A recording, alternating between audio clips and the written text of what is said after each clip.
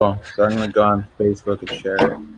Hey guys, welcome back to Seller Sessions on a Sunday, Mindset Sunday. Again, Liran returns. Today, we're going to be deconstructing Naval.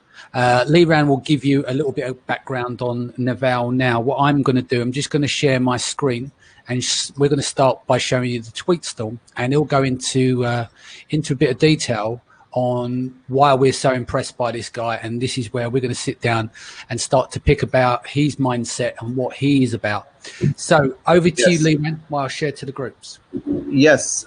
So Naval kind of goes by the name of the angel philosopher. And the reason why angel is because Naval is actually an investor, an angel investor. He actually founded a company called AngelList, which I think connected companies that were looking for angel investors, I think with investors and services that they needed. But essentially, he's kind of an interesting guy because he's this Silicon Valley investor, super smart and successful. And at the same time, he's also this like thinker philosopher, which is a very interesting combination. So he's built up this big following. I was introduced to like his work and his following last year. There's a great episode if you want to watch. There's a great episode of Naval and Joe Rogan, which is really, really good. I highly recommend if you want to get a feel. He also has his own podcast, which we're going to talk about, and you should look up. You should look up the Naval Podcast. He's got that. He's got another podcast called Spearhead, which is all about investing. But he's got one giant episode you look up from sometime at the end of last year, where he went through this entire tweet storm. So he got really kind of famous when he put up in 2018 this what he called the tweet storm, which is like all these life principles that he has, and that kind of went viral. And from that tweet storm, he created podcast episodes around it. There's one giant podcast episode from last year where he goes through all the concepts. It's like a 3-hour episode. Highly recommend you listen to that. Start getting into Naval if you haven't, because his thinking is very enlightening. Indeed. So what we're going to do, we'll mix it up a little bit. I'm going to go ghetto with this. We're going to play the audio down the microphone. It's the best way to play back. Yep. And then Liran and I will pick it apart. But we'll go through some of the other parts of the tweet storm a bit later. But I think it's important that you hear his voice and rather than just reading the tweet storm, is understand the context of what he's saying behind it. So just want to say a couple of hellos. Hey, gents from Elchin. Andrew's here. Epic sounds promising. Rashish is here. AngelList got me my first job. Excellent. Love Naval. Patricia says morning. Tiffany says what's up, guys. Owen saying hi. Let's have a look in the feed. Dave's here as well. Marvin is here. Sophia is joined us. Sorry, go on, Liran. Yeah, and by the way, Naval Ravikant, he's got a brother who is Kamal Ravikant, who's also quite an interesting guy, who is also an investor, and wrote a book called Love Your Life, Love Yourself Like Your Life Depends on It. Amazing book. Highly, highly recommend you read that book. He was on his business at one point totally failed. He was on the verge of suicide. And kind of the book is about like how he pulled himself out of it. Really, really smart guy. Follow him. You should read that book. If you want a new book, excellent. And Tiffany writes that book is life-changing. Yeah. So awesome book. So that book came out years ago. And then last year, I think he did a sort of like addition to the book. And it became like, again, a number one, like new bestseller because he made an addition to the book. So I read the book in January. Amazing book. And he gives his email in the book, and I emailed him and kind of went back and forth on some emails with the guy. So super cool. Unlike his brother, who doesn't like doing coffees, which we'll get into. Yes. Yes. All right. Are we ready to go? First one's first. Let's just kick it off with seek wealth, not money or status. Let me go. Guys, just give me a thumbs up in the feed if you can hear this okay. AngelList with Naval, and I also co-authored the Venture Hacks blog with him back in the day. Yeah, the How to Get Rich tweet storm definitely hit a nerve. A lot of people say it was helpful. That pays you rent, right? Because that's wealth. That building creates wealth for you. Or investments in companies. He's a big angel investor, right? So he puts his money behind founders and behind companies, and he's putting that creates wealth, right? Like if he was an early investor in Uber, and he made some smart decisions, he didn't actually need to go work at Uber, but he was able to create wealth through that investment.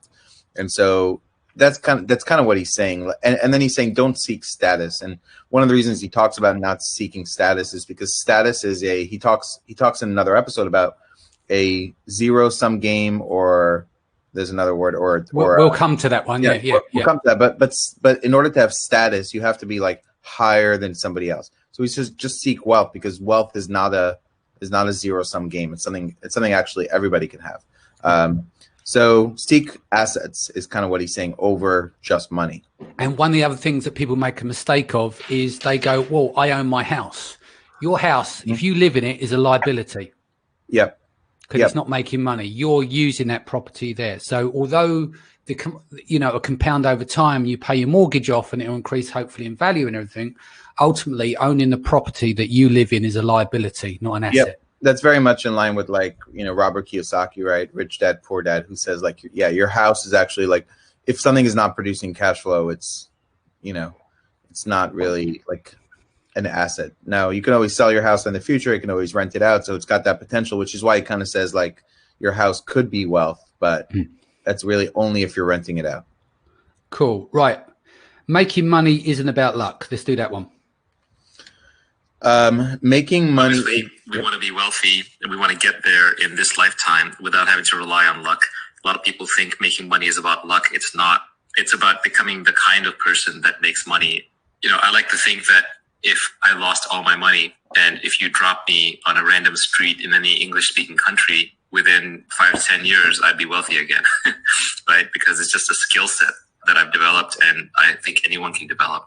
In 1,000 parallel universes, you want to be wealthy in 999 of them. You don't want to be wealthy in the 50 of them where you got lucky. So we want to factor luck out of it. There's really 4 kinds of luck that we were talking about. This came from a book, Mark Andreessen wrote a blog post about it. But basically, there's different kinds of luck. The first kind of luck you might just say is like blind luck, where I just got lucky because something completely out of my control happened. That's fortune, that's fate, etc. Then there's luck that kind of comes through persistence, hard work, hustle, motion, which is when you're just running around creating lots of opportunities, you're generating a lot of energy, you're doing a lot of things. Lots of things will just get stirred up in the dust. It's almost like mixing a petri dish and seeing what combines, or mixing a bunch of reagents and seeing what combines. You're just generating enough force and hustle and energy that luck will sort of find you. We as a group, you could argue, got together because of that. Nenad had put up these great videos online. I saw them on Twitter. And so in that sense, he sort of generated his own luck by just creating videos until people like me keep finding him. A third way is that you just become very good at spotting luck. So if you are very skilled in a field, you will notice when a lucky break happens in that field when other people who aren't attuned to it won't notice. So you become sensitive to luck, and that's through skill and knowledge and work. And then the last kind of luck is the weirdest, hardest kind, but that's what we want to talk about, which is where you build a unique character, a unique brand, a unique mindset, where then luck finds you. For example, let's say that you're the best person in the world at deep sea underwater diving, and you're known to take on deep sea underwater dives that nobody else will even attempt to dare. And then by sheer luck, somebody finds a sunken treasure ship off the coast they can't get at. Well, their luck. Yeah. So breaking that down, four main kind of lucks there. Yeah. So just to start with that last one, right? The last one is the person put himself in position where now that they needed to go get this money, they're going to contact that person who's put themselves in position to go get the money, and he's going to get half. He's going to get half the wealth or whatever, right, for going and trying to help out doing that. So that's where all of us want to get to. The first place is lottery winners, right? Lottery winners tend to lose all their money and actually become poor again. And that's because wealth is a mindset, right? Like, how do they go from winning millions of dollars to most lottery winners losing it? Or talking about, most NFL football players become bankrupt after their career because they never really had the right mindset in the first place. With the financial education. So it wasn't bred. It goes back to the rich dad, poor dad. And it's the same for me. Like I had to learn financial education as I got older, which I try and teach my 14-year-old daughter now, which is, again, like you said, it's a mindset. But if you've not been given that education, a lot happens in working class people. You give them a bunch of money. The people around them want that money as well. And then what happens is that person feels tortured by having all this money. They've got no financial education. Everyone's standing there with their hands out, waiting for an handout, right? Then suddenly what they're doing is they're chasing that money away. They don't want that money around them because it becomes poisonous to them. So they spend it, it becomes frivolous, and they give it away. And then in the end, they actually feel partly relieved to relieve themselves of that money. And then also gutted because they're now gone back to being broke. And it goes back to that mindset, is that those people that go out and do the lottery each week, which literally is, they're like, their mindset is that if I win the lottery, that solves their problem. But as we know, what Naval says, it doesn't solve their problems. It only solves their money problems. Right. So the question to ask yourself is, who do I need to be what kind of person do I need to become in order to put myself into position to get to stage 4? I think it's okay to start out with, like you said, stage 2, right? Like, you know, if you just finished school and you're starting out in life, you're going to probably create a bunch of different, like, you're going to try to create a bunch of different opportunities or a bunch of different things, which is, I think, is a great way to start. And then along the way, you're going to build up that knowledge. You're going to hopefully put yourself in a position to get to number 3, which is like, so you finish college, you maybe start a few different businesses, right? You try to create different things. One thing hits, right? You've generated enough opportunity for one thing to hit. Now you get very deep, specific knowledge in that field where you can see the opportunity ahead of other people and then become potentially an expert in that field to put yourself in a position for people to come to you. Right. It's very much in the sense, Danny, to, you know, not to toot our horn, but like, for you and I, who are in this space of Amazon, right? We've positioned ourselves as experts, right? For whatever that means, right? There's probably I still consider myself a student of the game, but then I've been doing it since 2015, and I live it daily. Yeah. Now there's many people out there that are more knowledgeable, more successful, do better than us, except they haven't put themselves out there. So we have, right? Yeah. But for both of us, that has created opportunity, right? We've put ourselves in a position of expertise to create opportunity, right? We've kind of done some of what he's talking about. Again, not saying you and I are the end all be all. There's plenty of people selling 20, 30, 40, $50 million who are way more skilled, but they just haven't put themselves out there. So they haven't gone after the same thing.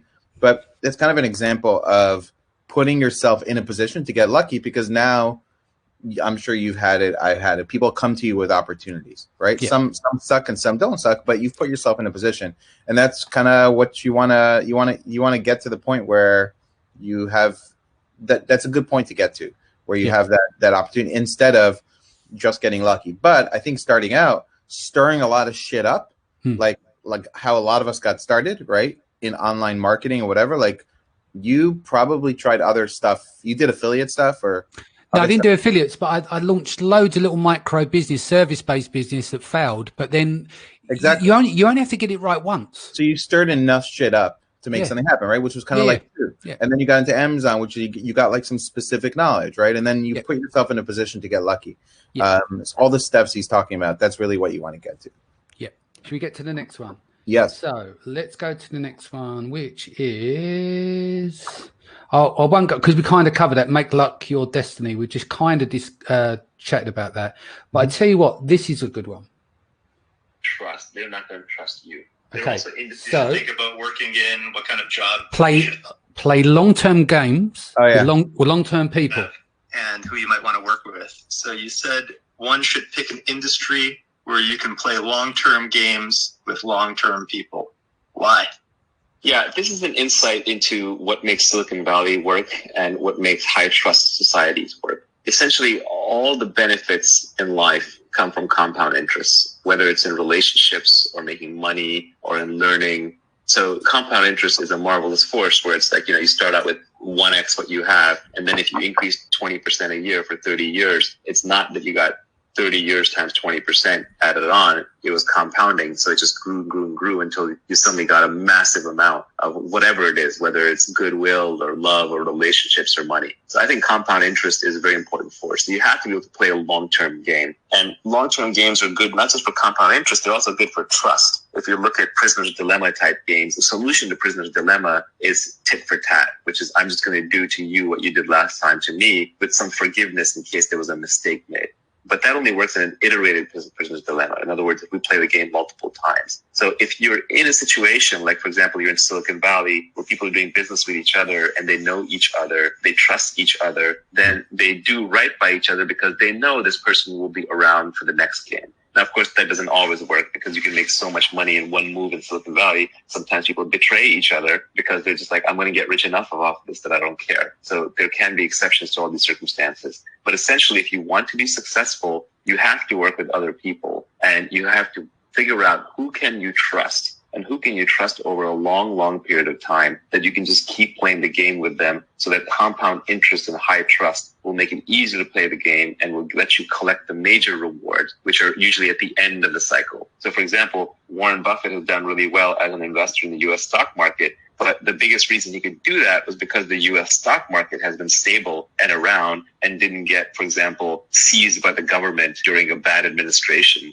or the U.S. didn't plunge into some war. The underlying platform didn't get destroyed. So in his case, he was playing a long-term game, and the trust came from the U.S. stock market stability. In Silicon Valley, the trust comes from the network of people in the small geographic area that you figure out over time who you can work with and who you can't. If you keep switching locations, you keep switching groups. Let's say you started out in the woodworking industry and you built up a network there and you're working hard, you're trying to build a product in the woodworking industry. And then suddenly another industry comes along that's adjacent but different, but you don't really know anybody in it and you want to dive in and make money there. If you keep hopping from industry to, no, actually I need to open a line of electric car stations for electric car refueling. That might make sense. It might be the best opportunity, but every time you reset, every time you wander out of where you built your network, you're going to be starting from scratch. You're not going to know who to trust. They're not going to trust you. There are also industries in which people are...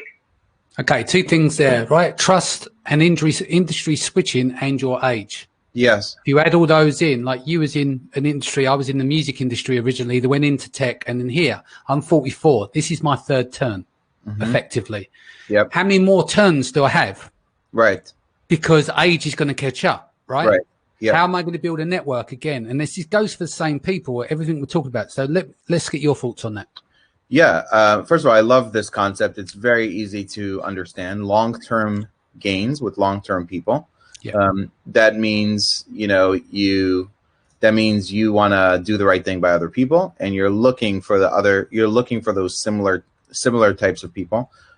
Silicon Valley, it's not surprising that you can have somebody that just like can make 10 phone calls and can raise $20 million because they've already played this game with other people, right? Before, maybe they've had a win or an investment together, and now everyone's going to be on board for the next thing because they've had 5 years of history doing something else together where they probably had opportunities to do the right thing or not do the right thing, and they did the right thing. So the concept to me works very well. It works very well in business too. If you want to be in your business serving a customer, right? Whether that's, in your Amazon business or off Amazon or in any business, if you want to be in business long term, you want to do the right thing by your customer, right? And not get a bad reputation and not get bad reviews and not do all these things. So, one of the other things he talks about is that being ethical is actually also good for long-term business. It's the same concept here. Being ethical with other people is actually going to make you more profitable and more successful in long-term. Now, of course, he said there's exceptions, right? Sometimes there might be a deal where you could screw somebody over in Silicon Valley. You make so much money, you don't necessarily care. But, I guess, hearing from him, it's why Silicon Valley works so well, why it's so concentrated in the San Francisco Bay Area is like everybody knows everybody there. And if one guy screwed somebody else on stuff, you find out very quickly. So it's a high trust thing. I at one point in my career for 6 months, I worked for my ex-wife's family was in the diamond business, and I worked in diamond business. And in the diamond business, you literally handed somebody $1 million worth of diamonds on a handshake. And wide. It's very much concentrated on 47th Street in the Diamond District in Manhattan. Everybody knows everybody. If you screw somebody over, you're finished, right? For life in your career. So it's another one of those areas that's very high trust. And you should seek out those people that you can really think about. Is this somebody I want to play long-term games with? So that's the it's funny concept. You should say that, because one of my investors back in the day of a startup that we did, is Hatton Garden in London. Hatton Garden is a gold district. He was in gold refinery as well. And I'm not saying £1 million worth on a handshake like you with the diamonds, but obviously there was relationships with all that like, you know, I don't know, quarter of a mile circumference where there are all those shops and stuff around there. You if you showed your face around there and you done something wrong, you couldn't show your face again. It's just like what you're saying, but they're obviously working with big numbers there. Okay, let's get into. Does anyone in the feed have any questions? Let us know if you've got any questions. I don't, because it's a little bit quiet out there on the feed side of things. Hopefully everyone's enjoying this. Here we go. What about this one? Pick partners with intelligence, energy, and integrity. So it builds on what we just said, yeah? And then, Danny, another one you should run is he talks about leverage. And I think that's really powerful. Yeah, let's get to that one in a sec. Someone else is stupid, but it's more that everyone's smart at different things. So depending on what you want to do well, you have to find, in terms of pick people to work with that have high intelligence, high energy, and high integrity, I find that's the 3-part checklist that you cannot compromise on. You need someone who's smart, or they're heading in the wrong direction, and you're not going to end up in the right place. You need someone high energy, because the world is full of smart, lazy people. We all know people in our lives who are really smart, but can't get out of bed or lift a finger. And we also know people who are very high energy, but not that smart. So they work hard, but they're sort of running in the wrong direction. And smart, it's not a pejorative. It's not meant to be like someone's smart, someone else is stupid, but it's more that everyone's smart at different things. So depending on what you want to do well, you have to find someone who's smart at that thing. And then energy, a lot of times people are unmotivated for a specific thing, but they're not motivated for other things. So for example, someone might be really unmotivated to go to a job and sit in an office, but they might be really motivated to go paint, right? Well, in that case, they should be a painter. They should be putting art up on the internet, trying to figure out how to build a career out of that, rather than wearing a collar around their neck and going to a dreary job. And then high integrity is the most important, because otherwise, if you've got the other two, what you have is you have a smart and hardworking crook who's eventually going to cheat you. So you have to figure out if the person's high integrity. And as we talked about, the way you do that is through signals. And signals is what they do, not what they say. It's all the nonverbal stuff that people do when they think nobody's looking. Yeah. With respect to... Cool. That kind of covers everything, doesn't it? Let's go into that. Yeah. I mean, so important to, work with the right people. And like he said, that criteria of high intelligence, high energy, high integrity. Yeah. And integrity obviously being the most important one. But if you're going to, it's sort of any relationship. I mean, this could be, but most importantly, I think this is in your business relationships and partnerships. Like these 3 should be non-negotiables, and especially high integrity. But let's pick it apart how you get there, because it's very easy to meet someone who's charming and all that kind of stuff. You've got to set the tone for when these people are allowed to either join your business, you join forces with them. It's like, where do you find them in the relationship cycle, and who are these people? That's very key in terms of who you do business with. Yeah. I mean, I think it's best not to jump into bed like immediately, and let some time play out and get to know the person. And, I think made the mistakes of jumping into bed too quickly, and being, too trusting. I think you want to go slow, and go slow and like date before you get married. And see the person, and like they say, if you're going to marry someone, right, get them angry, right, and see how they react, right, like see how they react, right, like get them angry, see how they react. It's kind of the same thing in business, right? It's like if everything's going great, like it's very easy, but like when shit hits the fan, when things go tough, what's the reaction like? Are they blaming you? All right, what are things like? So I think it's important to date, get to know someone, do your homework, and and you know, the initial excitement of potentially, like, I'll give you an example. Actually, somebody asked me the other day. They said, "Hey, this woman wants to partner with me in an Amazon business, and like this person's like an Amazon expert, okay?" And the woman isn't, right? And I'm like, well, what's the deal? She's like, well, we're each going to put 50-50 of the money, and we're going to launch a product, right? And I'm like, you're the expert. You're going to do everything. What's your upside? Like, why do you need them, right? Like, sometimes, like, meaning if this person was putting up all the money and then you're the expert, like, okay, I can see how that deal should work, right? And then there's some kind of equity split. But like, think about it. What is my upside? And I find writing things down, like pros and cons, right? Like, what are the benefits of this partnership? What are the benefits of this person? What are the potential downsides? Like, really think things through. I think will lead to better decisions. And hey, Jason and I are in another group called Build Your Life Resume. It's Jesse Itzler's course, and it's an alumni group, and really good. So I get to see Jason in all the Amazon related stuff, and then I get to see him in the life stuff, which is cool. Okay, what was the one that you wanted about leverage? Yeah, there's a really good one on where he talks about leverage, because I think it's super relevant to like labor and capital are old leverage. Is that one, or product and media are new leverage? Both. Should we do both? Okay, let's do that. So why don't we talk a little bit about leverage? The first tweet in the storm was a famous quote from Archimedes, which was, "Give me a lever long enough and a place to stand, and I will move the earth." The next tweet was, "Fortunes require leverage. Business leverage comes from capital, people, and products with no marginal cost of replication." Leverage is critical. The reason I stuck an Archimedes quote in there is normally I don't like putting other people's quotes in my Twitter. Like, that doesn't add any value. You can go look up those people's quotes. But this quote I had to put in there because it's just so fundamental.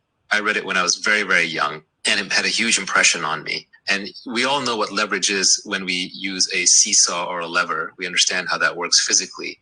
But I think what our brains aren't really well evolved to comprehend is how much leverage is possible in modern society and what the newest forms of leverage are. And so the oldest form of leverage is labor, which is people working for you. So instead of me lifting rocks, I can have 10 people lift rocks. Then just by my guidance on where the rocks should go, a lot more rocks get moved than I could do myself. Everybody understands this because we're evolved to understand the labor form of leverage. And so what happens is society overvalues labor as a form of leverage. This is why your parents are impressed when you get a promotion and you have lots of people working underneath you. This is why when a lot of naive people, when you tell them about your company, they'll say how many people work there. They'll use that as a way to establish credibility. They're trying to measure how much leverage and impact you actually have. Or when someone starts a movement, they'll say how many people they have or how big the army is. We just automatically assume that more people is better. But I would argue that this is the worst form of leverage that you could possibly use. Managing other people is incredibly messy. It requires tremendous leadership skills. You're one short hop from a mutiny or getting eaten or torn apart by the mob. It's incredibly competed over. Entire civilizations have been destroyed over this fight. For example, communism, Marxism is all about the battle between capital and labor, das Kapital and das Labor, right? So it's kind of a trap. So you really want to stay out of labor-based leverage. You want the minimum amount of people working with you that are going to allow you to use the other forms of leverage, which I would argue are much more interesting. The second type of leverage is capital. And this one's a little less hardwired into us because large amounts of money moving around and being saved and being invested in money markets, these are inventions of human beings in the last few hundred to few thousand years. They're not evolved with us from hundreds of thousands of years. So we understand them a little bit less well. They probably require more intelligence to use correctly, and the ways in which we use them keep changing. Management skills from 100 years ago might still apply today, but investing in the stock market skills from 100 years ago probably don't apply to the same level today. So capital is a trickier form of leverage to use. It's more modern. It's the one that people have used to get fabulously wealthy in the last century. It's probably been the dominant form of leverage in the last century. And you can see this by who are the richest people. It's bankers, politicians in corrupt countries who print money. essentially people who move large amounts of money around. And if you look at the top of very large companies, outside of technology companies, in many, many large old companies, the CEO job is really a financial job. They're really financial asset managers. Now, sometimes an asset manager can put a pleasant face on it, so you get a Warren Buffett type. But deep down, I think we all dislike capital as a form of leverage because it feels unfair, because it's this invisible thing that can be accumulated and passed across generations and suddenly seems to result in people having gargantuan amounts of money with nobody else kind of around them or necessarily sharing in it. That said, capital is a powerful form of leverage. It can be converted to labor. It can be converted to other things.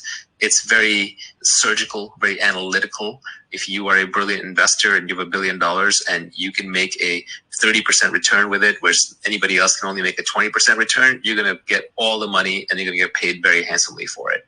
It scales very, very well. If you get good at managing capital, you can manage more and more capital much more easily. You can manage more and more people. So it is a good form of leverage, but the hard part with capital is how do you obtain it? And that's why I talked about specific knowledge and accountability first. If you have specific knowledge in a domain, and if you're accountable and you have a good name in that domain, then people are going to give you capital as a form of leverage that you can use to then go get more capital. So the capital. Yeah. So now, he talks about leverage, right? And in his second podcast about leverage. So let's kind of go back. Leverage is utilizing Amazon FBA, right? Yes. Sorry. That's just coming loud. Sorry. Yeah, go on. No problem. Yeah. So Amazon FBA, right? The best example of leverage that all of us use is, starting an Amazon business as a one-man show, sending your stuff to Amazon and using the leverage that's there, which is essentially both capital and labor leverage, right? Like you're spending money to have Amazon do this stuff. Amazon has all these employees, right? So the old forms of leverage are capital and labor, money and people.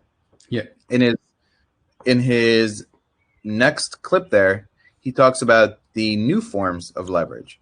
Let's do that. Let's play. Yeah, let's play that. And then we can pick both of them apart together because it makes sense to bring the two into play. So the most interesting and the most important form of leverage is this idea of products that have no marginal cost of replication. This is the new form of leverage. This was only invented in the last few hundred years. It got started with the printing press. It accelerated broadcast media, and now it's really blown up with the internet and with code. So now you can multiply your efforts without having to involve other humans and without needing money from other humans. This podcast is a form of leverage. Long ago, I would have had to sit in a lecture hall and lecture each of you personally, and I would have maybe reached a few hundred people, and that would have been that. 30 years ago, I would have to be lucky to get on TV, which is somebody else's leverage. They would have distorted the message. They would have taken the economics out of it or charged me for it. They would have muddled the message, and I would have been lucky to get that form of leverage. But today, thanks to the internet, I can buy a cheap microphone, hook it up to a laptop or an iPad, and there you are, all listening. So this newest form of leverage is where all the new fortunes are made. So all the new billionaires. So the last generation fortunes were made by capital. That was the Warren Buffetts of the world. But the new generation fortunes are all made through code or media. Joe Rogan making 50 to 100 million bucks a year from his podcasts. PewDiePie.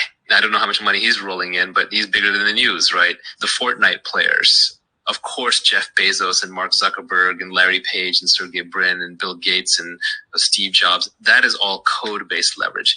Now, the beauty is when you combine all of these three. That's where tech startups really excel, where you take just the minimum but highest output labor that you can get, which are engineers and designers, product developers, and then you add in capital. You use that for marketing, advertising, scaling, and you add in lots of code and media and podcasts and content to get it all out there. That is a magic combination. And that's why you see technology startups explode out of nowhere, use massive leverage, and just make huge outsized returns. Do you want to talk? Cool. Can I kick this one off? Yeah. Right. Yeah. I mean, it's, you said, can you kick it off? Yeah. So I just did to revert back to the podcast thing. In 2015-16, we were doing meetup groups around London. Lots of effort, lots of work to be put into them. You get between 100 and 160 people. we started the model of free pizza, free booze, get a sponsor in, free education, everything else. We got to the point where all of our events were banged out. They was heaving. And then we'd add a new night, a second night, and a third night. And it got to the stages where everyone got signed up really early. And then when we got over a summer period, we put 3 on in a row, which means we had to get the sponsorship money 3 times over to pay for everything again. And then there was a time when the second and the third night was nearly empty. And this is because people were signing up early, but they're not showing up because there was no meat on the bone as why they should turn up. And because they haven't paid for a ticket, there was no value proposition behind it for them to leave in the heat in the summer to get on a train or a bus or whatever to turn up. But equally, when even you sent emails out to them and said, please, if you're not going to come, let us know. And then what I done from there, I looked at that and I thought, what's the point? I'm doing all this work with other people and knocking our cods out on a monthly basis to put all this together. Why not do a podcast and have the opportunity to reach not hundreds, but thousands and on a weekly basis?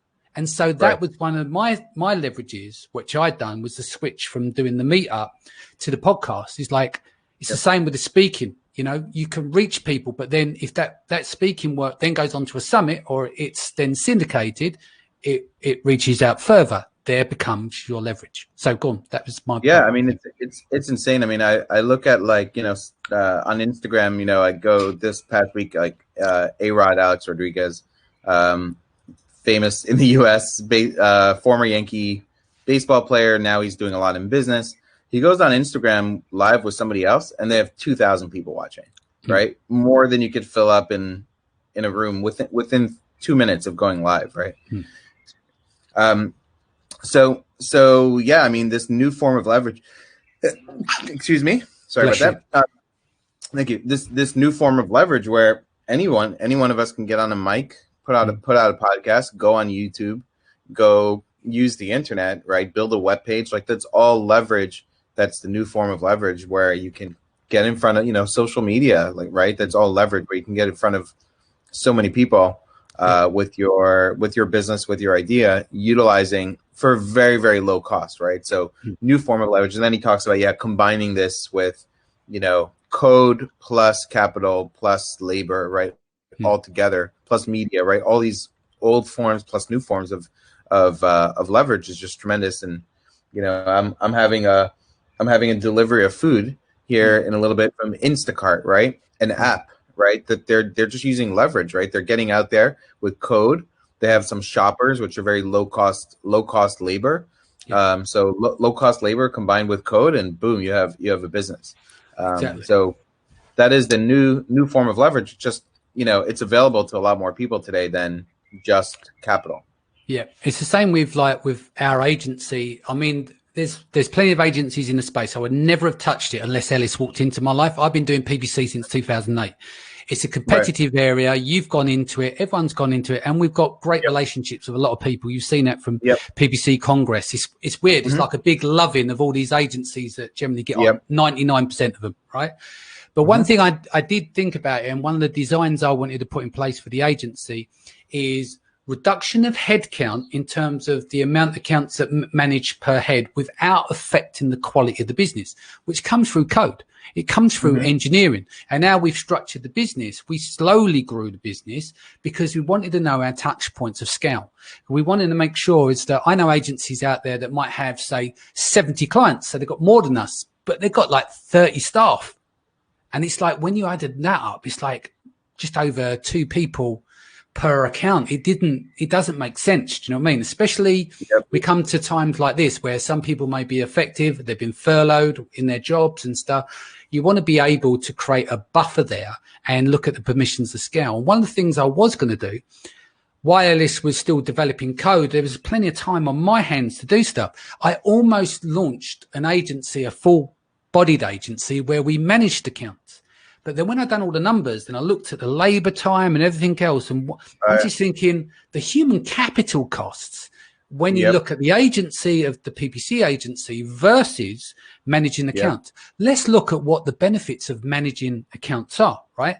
So you're gonna there's the launching of products, right? So that's a specialized area. There's the PPC, which is creating part of the visibility as well. Then you've got customer support. And then how often are you going to optimize these listings? You don't do them weekly, do you? Or monthly. They're done at the very beginning, and then you optimize, blah, blah. So when you look at like account management, what is really involved, because you're not managing the factory partnerships, you're not shipping the products in, you take over when they hit Amazon. So when you look at what you're managing, a lot of that I see is that it's a lot of paper trail where someone will contact you and say, have you done this? No. And then they'll do an email back. I've done that now. So what you have is your partner is chasing you to find out if you've done this, and you might have interaction with your client all day, every day, or multiple clients. And therefore that's why you need quite a large team in a lot of cases, to even with great processes in place.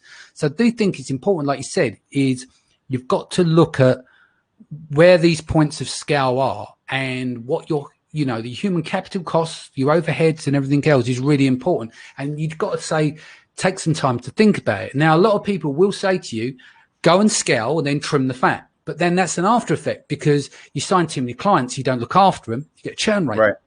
So there's always something to balance off with, you know? Yeah, absolutely. And, you know, I think leveraging, and one of the things he talks about further or at some point is that it's like, okay, if you don't know how to code, like, that's fine.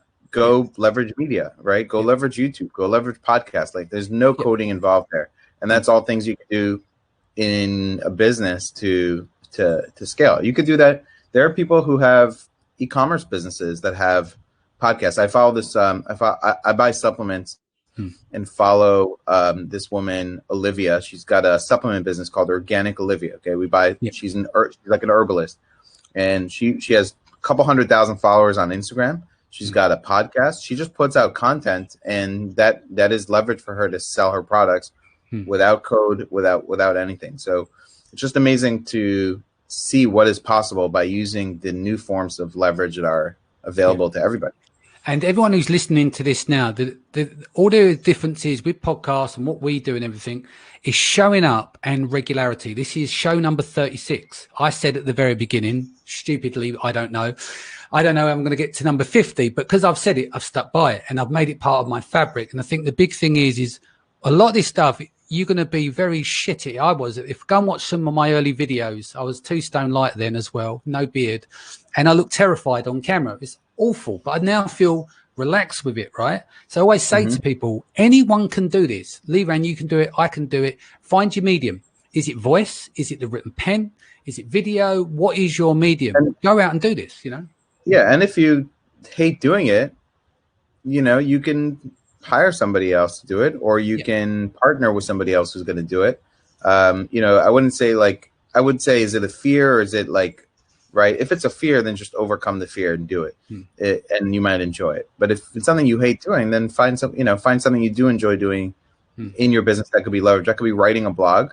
That could be, right? I mean, it could be doing YouTube videos. It could be doing a podcast. It could be so many different things. It could be growing social media.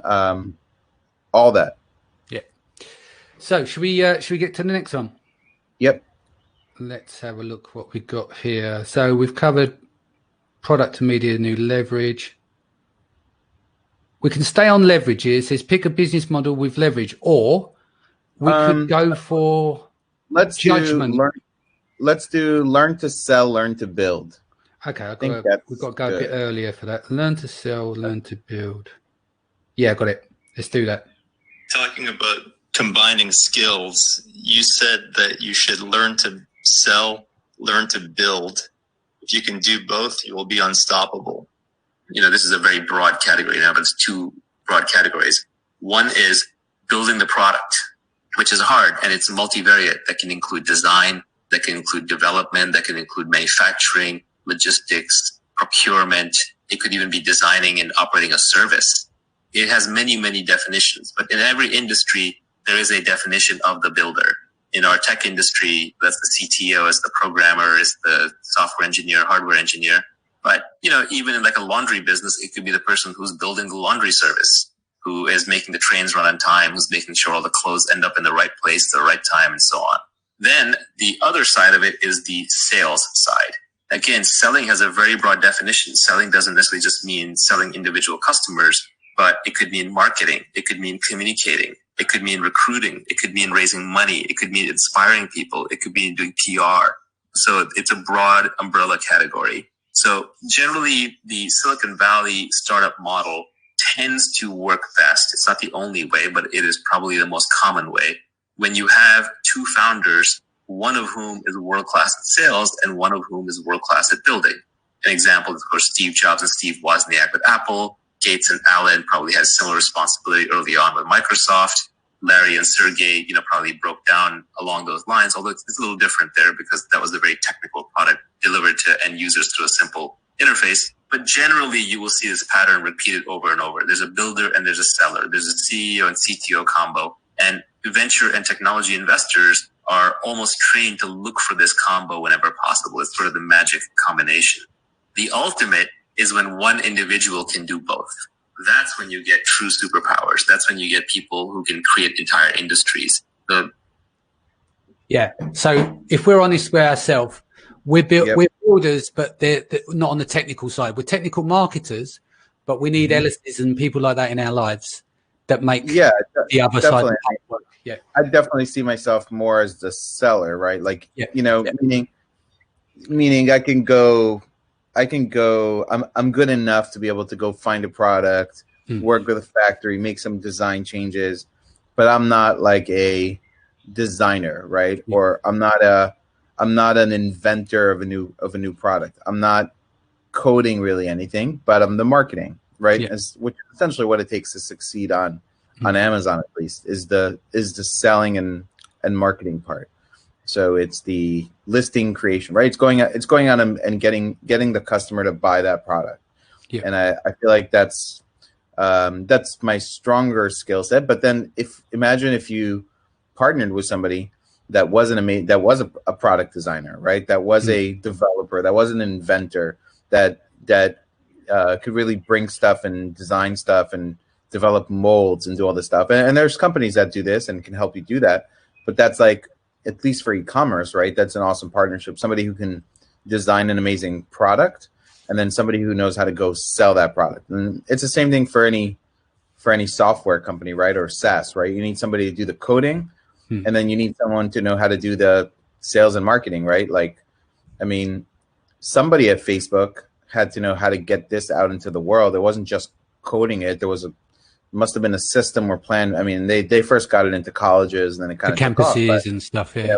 Campuses, but somebody had to have a plan. Okay, we need to get this out to all the campuses, to all the colleges, or somebody at Google had to figure out how we're going to go beat Yahoo and Netscape and these other older search engines. So, and Steve, he's talking about Apple. Steve Jobs was a salesperson, right? Steve Jobs was the one that got on stage and told you how a computer was beautiful, right? And this is the first time we kind of heard those like sexy words being used to describe machinery, hardware, of something sleek and beautiful. And Steve Jobs did an amazing job selling that, right? Like who wants to tune in to watch a launch of a computer? But the way he put it out there and how beautiful he made it, he knew how to sell you the product.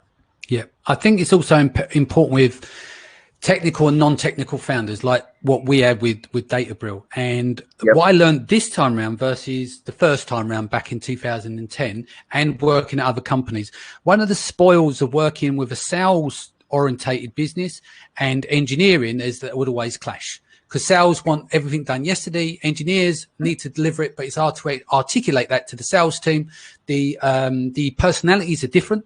You might some more introverted, more out, and so there is always that kind of clash. And all my learnings of working with round engineers and everything else is brought me to today. Is like what I understand from the engineering point of view is that a lot of this algorithmic based and stuff is very, very complex, right? So if you're going to be like Naval, right, he sits down, he ponders, he thinks about stuff. It's the same with engineers, right? They've got to map all this out in their head and then put it down, and they need undivided attention where they can't be disturbed. The last thing they want is to be looking in their inbox and dealing with, say, customers at certain time, because for every time their concentration is broken, they're losing time on writing and code. So they need to get into like the flow state. And in order to do that is to tune out. And also you want to do that is you don't want to be stressed and everything. So my major role really, our business is like, Ellis, what do you want? What do you need? And then I'll put a ring of fire around him and like, go and do what you do and I'll take care of the rest. And that's kind of our relationship. I don't get involved in that side of the business. You just say to him, what are your needs? Do we need hire more staff? Do you need more tech on here? Do we need softwares? Tell me what you want. I'll go get it. And I think that's very powerful in when you understand, and that puts ego aside, right? Because sometimes you can go, oh, look, that person there, they look really good. And it's never a competition. It's and about balancing. You're also the sales side, right? Like he's the build side in a sense, right? You're the sales side, right? So it's a good combination of what the business needs, right? It needs, but neither meddles. That's the thing. Neither jumps on. It's like you have your respected departments. Is like Ellis will let me get on with it. It comes down to trust, no ego, and all about trust. And I think that's really key. So that what I'm trying to get to the audience here is they're thinking about developing software and everything. Don't make the mistake of meddling on the engineering side when you don't know anything about it. And like in the Naval Podcast, we didn't get to that stage. It's easier to be an engineer first and then learn sales than it is to be a salesperson and learn engineering later on in life, because you don't have that time frame to get to that level of excellence, you know? Yeah, absolutely. No, I guess the one side of it is that as the salesperson, you might know what you have insight right to the customer, maybe versus where you know what the engineers should be working on and doing. But how to actually do the cold coding or how to build it is probably not something you should meddle in. But you probably have better insight. You're going to have better insight to the end customer of how something should look and feel. Than the engineer coding, right? But that's where kind of collaboration needs to come in. But a strong business is going to have. You could build, if Zuckerberg built Facebook but nobody knew about it, it wouldn't be Facebook, right? So you need to build and sell in any business. You can have the best quality freaking product on Amazon, but if it has no reviews and no visibility, you're never going to sell it, right? But then again, you could be amazing at sales, but if your product quality sucks, you're also screwed. And if you look at what we do, our sales is we're not outbound. I've never picked up the phone in this industry to do cold calling. Have you? No. Everything's inbound. So I've never spent a dime on advertising my agency or anything. It's all content and word of mouth. Yeah, now we've been running ads for external of the Amazon community for brands here in the UK. That's a new way of us working there where I'm not in that world. But like you, it's about constant flow of producing the best content you can provide without, these 3 little tips at the end. And, we don't literally sit here and plug the shit out of our agencies. Yeah. People know where to find us, right? If they trust our voice, they know what we're into and know what we do. 100%. And they'll go, actually, I'm ready to go onto an agency if they're growing. They might have listened to us 4 years ago. I often get it where my clients are from years ago and I don't even remember answering a Facebook message like with a voice clip. And they'll say, like, I was doing, 50 grand a year and then now I'm doing 1 million. Now I want to come and speak to you guys because that's where we're at, where we can afford to do an agency, so. Yep. And, Danny, I still get calls. I probably get one call a month of somebody I sold insurance to like 7 years ago. And they're like looking for another policy and they call me and that's like pretty, they're annoying phone calls, but it's pretty awesome at the same time. Yeah. They still remember from you from the work that you've done before. Yeah. Right. Hey, I don't do that anymore, but developing that trust. Cool. What about, let's go back up because we've probably got one left to do. Is there anything that, be too busy for coffee, keep refining what you do, escape competition through authenticity. Love this one. You want to go on this? Yeah, sure. This reminds me of your tweet about escaping competition through authenticity. It sounds like part of this is a search for who you are. It's both a search and a recognition, because sometimes when we search our egos, we want to be something that we aren't, and our friends and family are better at telling us actually who we are. Or looking back at what we've done is a better indicator of who we are. Peter Thiel talks a lot about how competition is besides the point. It's counterproductive. We're highly mimetic creatures. We copy what everybody else is doing around us. We copy our desires from them. If everyone around me is a great artist, I want to be an artist. If everyone around me is a great business person, I want to be a business person. Everybody around me is a social activist. I want to be a social activist. That's where my self-esteem will come from. You have to be a little careful when you get caught up in these status games that you end up competing over things that aren't worth competing over. So Peter Thiel talks about how he was going to be a law clerk because he was in law school and everybody around him wanted to be a law clerk for a Supreme Court justice or some famous judge. And he got rejected. And that's what made him go into business. So it helped him break out of a lesser game into a greater game. So sometimes you just get trapped in the wrong game because you're competing. And the best way to escape competition, to get away from the specter of competition, which is not just stressful and nerve-wracking, but will often drive you to just the wrong answer. The way to escape competition is to just be authentic to yourself. If you are fundamentally building and marketing something that is just an extension of who you are, no one can compete with you on that. Who's going to compete with Joe Rogan or Scott Adams? It's impossible. Is somebody else going to come along and write a better Dilbert? No. Is someone going to compete with Bill Watterson and create a better Calvin and Hobbes? No. They're being authentic. This is easiest to see in art. Artists are, by definition, all naturally authentic. But even entrepreneurs are authentic. Who's going to be Elon Musk? Who's going to be Jack Dorsey? These people are authentic, and the businesses and products that they create are authentic to their desires and their means. If somebody else came along and started launching rockets, I don't think it would faze Elon one bit. He's still going to get to Mars because that's his mission, insane as it seems. Right. Important thing here to point out is that in the world of private labeling, you take a product, you improve on it. So that's difficult in some cases. So you will have competition. Yes. But I do think is how you think about competition.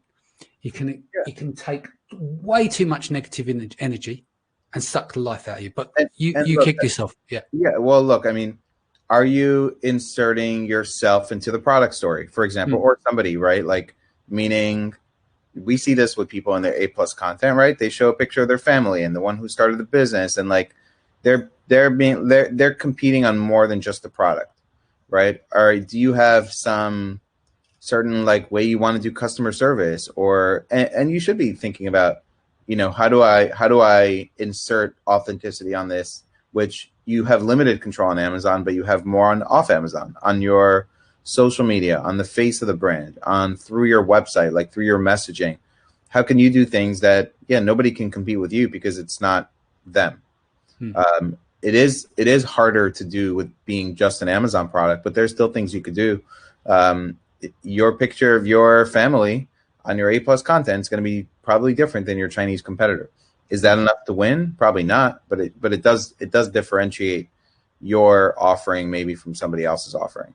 But those are things that you should think about, right? How do I, what is my insert strategy? Like, how do I insert authenticity more into my product where I'm not competing? I spoke to a seller this week that's in supplements, okay? And one of the things that they told me is we have US-based, phone-based customer support. And that's one of the things that we do to differentiate our product, because you know what? It's hard to differentiate your supplement from somebody else's supplement. So we try to do it in other ways outside of just the product, like amazing customer service. That's one thing you could do. So I think it's smart to try to think about in any business on how you can differentiate yourself based on you and your business than just doing the exact same thing that the competition is doing. Yeah, without a doubt. Cool. Let's wrap there. Just give you a rundown what's happening this week, and then we'll pass back to you, Liran. So tomorrow we've got product selection in and around the COVID-19. Kian's back with Sharon Evans. Tuesday, I still got to get that booked in, but Wednesday, Liran's back. Failed products, funny stories, part 2. So it's Tim Jordan, Liran, Norman Ferrer. Thursday will be part 3 of our Shopify show off Amazon with Myros and Joe will return. Alzheimer's versus Seller Sessions is on Friday, then Women on Amazon on Saturday, and then again Liran and I will return for Mindset Sunday. I'll update you during the week some of the subject matters that are missing. I'll have a chat with you off call about what you want to do next week. Yep. Anything you want to quickly say before we go? No, but again, I'll say, like I said in the beginning of the show, if you have not listened to Joe Rogan with Naval, Do it. go watch that. Go watch that YouTube video. It's really good. Cool. And if you want to reach Liran, just hit you up on Facebook. Yeah. Yep. Sounds good.